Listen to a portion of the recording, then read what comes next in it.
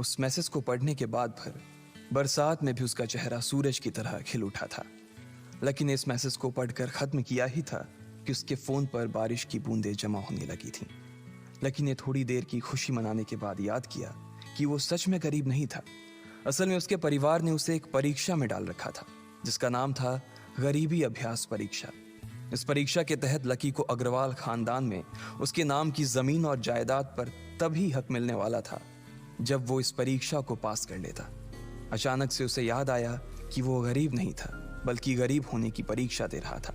हालांकि परीक्षा देते देते उसे 8 बरस हो चुके थे, इसलिए उसे एहसास होने लगा था कि वो कभी परीक्षा को पास ही नहीं कर पाएगा और हमेशा हमेशा के लिए गरीब ही रह जाएगा।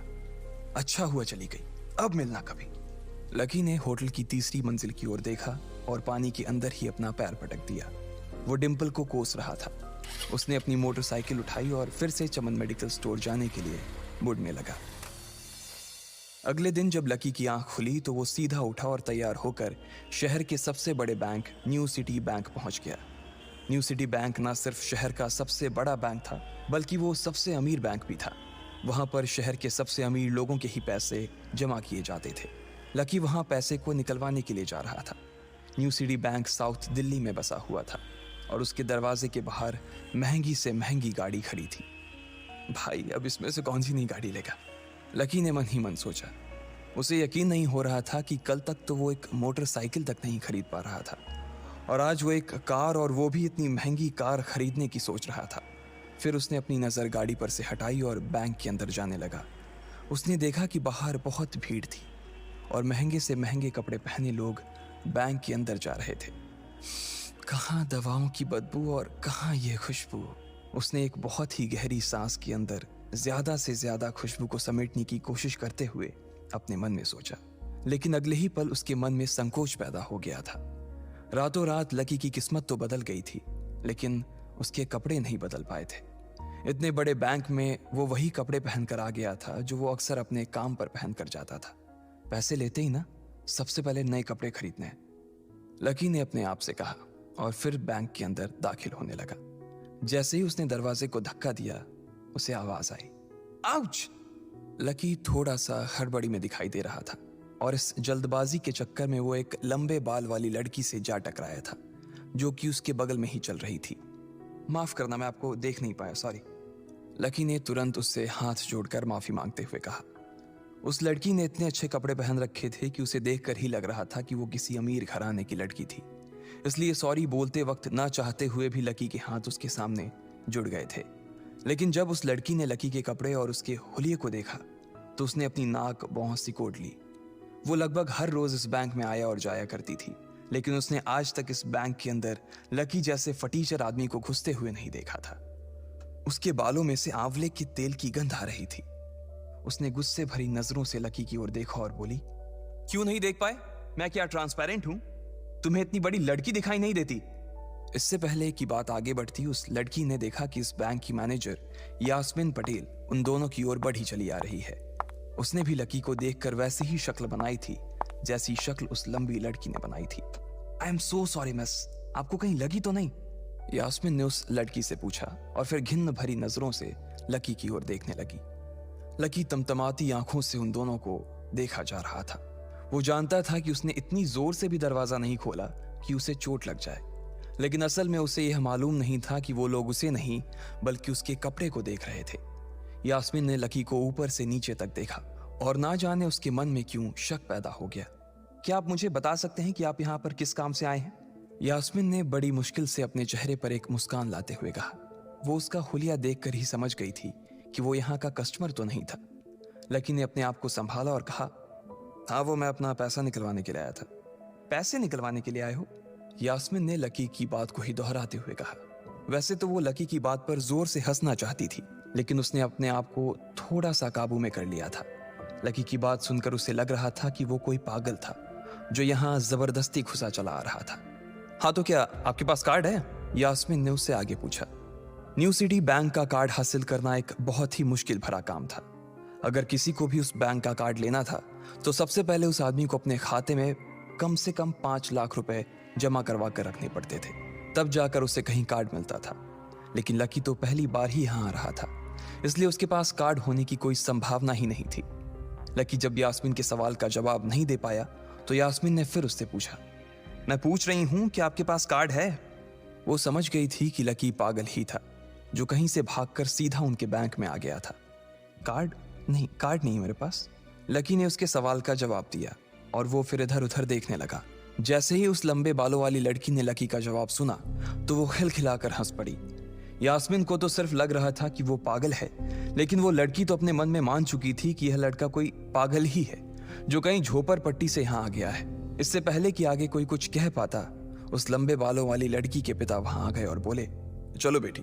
उनके हाथों में कुछ कागजात थे। लकी ने देखा कि उन्होंने महंगा सा सूट पहन रखा था। उस लड़की ने यास्मीन के दोनों हाथों को पकड़ा और बोली, यास्मीन देखो, अगर इस तरह के सड़क छाप लोग तुम्हारे बैंक में ऐसे ही घुसते चले आए ना और बाकी कस्टमर्स को परेशान करने लगे तो तुम्हारे बैंक की इमेज और उसके शेयर्स दोनों को काफी नुकसान होगा। एक मैनेजर होने के नाते तुम्हें इन सब चीजों का ध्यान रखना चाहिए। मुझे उम्मीद है कि आगे मेरे साथ ऐसा कुछ नहीं होगा। उस लड़की ने कहा और अपने पिता के साथ बैंक के बाहर चली गई। अपना ध्यान रखना कोयल मैडम, मैनेजर ने उसकी गाड़ी तक छोड़ने के लिए आते हुए कहा। आज तो वो बाल बाल बच गई थी। कोयल और उसके पिता इस बैंक के सबसे पुराने और सबसे वफादार कस्टमर्स थे। अगर आज यास्मीन उन्हें नाराज कर देती और वो उसके बैंक से अपना खाता बंद करवा देते तो शायद यास्मीन की नौकरी तक जा सकती थी। और यह सब हो रहा था उस पागल लकी की वजह से। इसे जल्द से जल्द यहां से भगाना पड़ेगा, यास्मीन ने अपने आप से कहा और फिर बैंक के अंदर आने लगी। यास्मीन उसे अपने बैंक से बाहर निकालने के तरीके के बारे में सोच रही थी, मगर जैसे ही वो बैंक में दाखिल हुई उसने देखा कि लकी वहां था ही नहीं। अरे, अब ये कहां चला गया? उसने अपने आप से पूछा। वो इधर उधर देखने लगी, लेकिन लकी वहां भी नहीं था। यास्मीन को अच्छे से पता था कि वो उसके सामने तो बाहर नहीं निकला था। इसका मतलब था कि वो बैंक के अंदर ही था, लेकिन यास्मीन उसे ढूंढ नहीं पा रही थी। कुछ देर तक बैंक के सारे कोनों को देख लेने के बाद यास्मीन को लगा कि शायद लकी यहाँ बहुत ही असहज महसूस कर रहा होगा, और जब वो कोयल को दरवाजे पर छोड़ने के लिए आई तब उसके पीछे पीछे वो भी निकल गया होगा। चलो, जान बची, यास्मीन ने अपने आप से कहा और अपने केबिन में आकर बैठ गई। जैसे ही उसने आज के दिन की पहली फाइल उठाई थी उसे किसी एक की झलक दिखी। ये कोई और नहीं बल्कि लकी ही था। अरे, ये कहां छिपा हुआ था? यास्मीन ने अपने आप से ही कहा और तुरंत फाइल को टेबल पर रखकर वो ऑफिस के बाहर आ गई। उसने देखा कि लकी बैंक के वीआईपी लॉन्ज के बाहर खड़ा था और उसके खंबे की आड़ की वजह से वो यास्मीन की नजर से बाहर हो गया था। अब यास्मीन को तो वो मिल गया था, लेकिन उसके लिए उससे भी बड़ी एक और मुसीबत खड़ी हो गई थी। लकी जिस कमरे के बाहर अभी खड़ा था उस कमरे के अंदर शहर के सभी रईस लोगों का उठना बैठना था। बैंक के सिलसिले में या फिर किसी दूसरे काम के सिलसिले में वो सभी लोग यहीं आकर बात किया करते थे।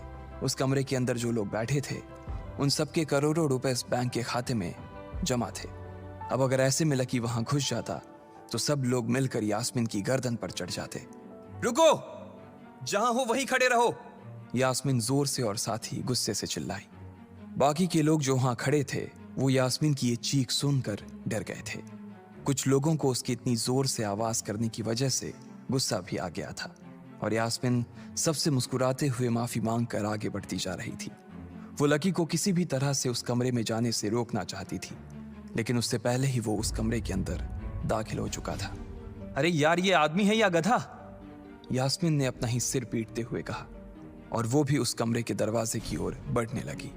उसने उस कमरे का दरवाजा खोलने की कोशिश की, लेकिन वो अंदर से लॉक हो गया था।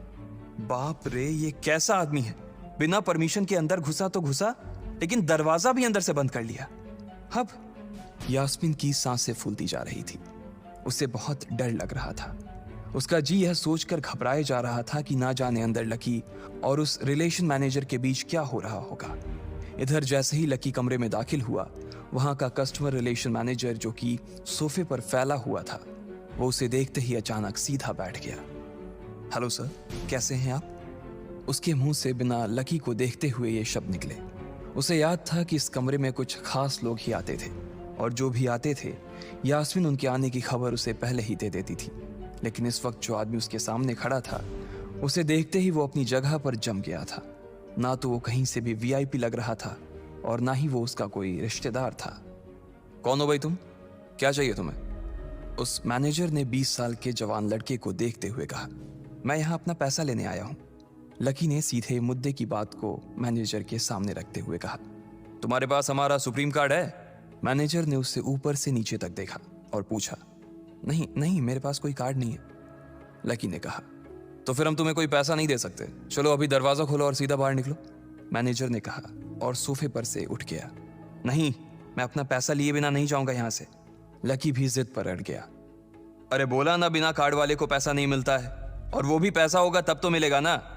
मैनेजर ने उसके करीब आते हुए कहा, अरे पैसा है तभी तो निकालने आया हूं सर। लकी ने कहा, देख फालतू की बहस मत कर सुबह सुबह, वरना मैं सिक्योरिटी को बुला लूंगा तो वो लोग मार मार कर बाहर निकालेंगे तुझे। लकी यह सुनकर घबरा गया था। मैनेजर के चेहरे का गुस्सा उसे साफ नजर आ रहा था, लेकिन ऐसा भी नहीं था कि वो झूठ बोल रहा था। भले ही उसके पास कार्ड नहीं था, लेकिन इसका मतलब ये नहीं था कि वो अग्रवाल खानदान का लड़का नहीं था। जैसे जैसे मैनेजर उसकी ओर बढ़ता चला जा रहा था, लकी का डर भी बढ़ता जा रहा था। मैनेजर को लग रहा था कि वो कोई संकी था और वो उसे धक्का मारकर बाहर निकालने के लिए आगे बढ़ ही रहा था कि अचानक घबराए हुए लकी के दिमाग में एक आइडिया आया। फिंगरप्रिंट! उसने अपना अंगूठा कमरे में मौजूद उस मैनेजर के सामने उठाते हुए कहा। फिंगरप्रिंट? कौन सा फिंगरप्रिंट? मैनेजर ने चौंकते हुए पूछा। अरे अरे, आपने कहा ना कि आपको कार्ड चाहिए, पर मेरे पास कार्ड नहीं है, फिंगरप्रिंट है, और मुझे मालूम है कि आपके यहाँ फिंगरप्रिंट से भी पैसे निकलते हैं। यह कहते ही लकी ने एक राहत की सांस ली थी, लेकिन मैनेजर को यह समझ नहीं आ रहा था कि आखिर लकी को फिंगरप्रिंट की जानकारी मिली कैसे। तुम फिंगरप्रिंट यूज करना चाहते हो? मैनेजर ने लकी को घूरते हुए पूछा। लकी की शक्ल और उसका हुलिया मैनेजर के लिए उसकी बातों से मेल नहीं खा रहा था। हाँ, मैं फिंगरप्रिंट यूज करना चाहता हूं सर, लकी ने सीना चौड़ा करते हुए कहा। उसे इस तरह देख तो मैनेजर और भी कंफ्यूज हो गया था। मैनेजर ने सोचा कि उसे एक चांस देना चाहिए, इसलिए उसने लकी को फिंगरप्रिंट इस्तेमाल करने की इजाजत दे दी थी। वो अपनी टेबल के पास गया और उसके दराज में फिंगरप्रिंट वाली मशीन ढूंढने लगा। 2-3 ड्रॉर में झांकने के बाद आखिरकार उसे वो मशीन मिल गई थी। चुपचाप यहां पर अपना अंगूठा लगाओ, मैनेजर ने मशीन को आगे बढ़ाते हुए लकी से कहा। लकी ने अपनी फटी हुई पैंट के पिछले हिस्से में अपना अंगूठा पोंछा और फिर उस मशीन पर लगा दिया। 2 सेकंड बाद मशीन में से एक आवाज आने लगी। उसके अंदर एक लाल बत्ती चल रही थी और वो जोर जोर से बीप कर रही थी। देखा, तुम्हारा फिंगरप्रिंट मैच नहीं कर रहा है। मैंने पहले ही बोला था कि कोई खाता नहीं है इस बैंक में तुम्हारा। मैनेजर ने लकी को ऐसे देखा जैसे वो कोई बड़ा अपराधी था। मैनेजर उसकी पैंट की ओर देखने लगा। उसे लग रहा था कि लकी ने अपनी जेब में कोई हथियार छुपा रखा था और वो मैनेजर को बेवकूफ बना रहा था। इससे पहले कि लकी अपनी जेब से कोई बंदूक या बम निकालता, मैनेजर ने अपना फोन निकाला और पुलिस का नंबर लगाने लगा। लकी ने उसकी स्क्रीन पर देख लिया था कि वो 100 नंबर पर फोन लगा रहा था। लकी बुरी तरह से घबरा गया था। वो बहुत ही उत्साह और जोश में अंदर तक तो चला गया था, लेकिन उसे मालूम नहीं था कि वो इतनी बड़ी मुसीबत में फंसने वाला है। अब आगे क्या होने वाला था? क्या लकी उसे पुलिस को बुलाने से रोक पाता? कहीं उसे कोई फेक मैसेज तो नहीं आया था? लकी कैसे इन मुसीबत से बाहर निकलेगा?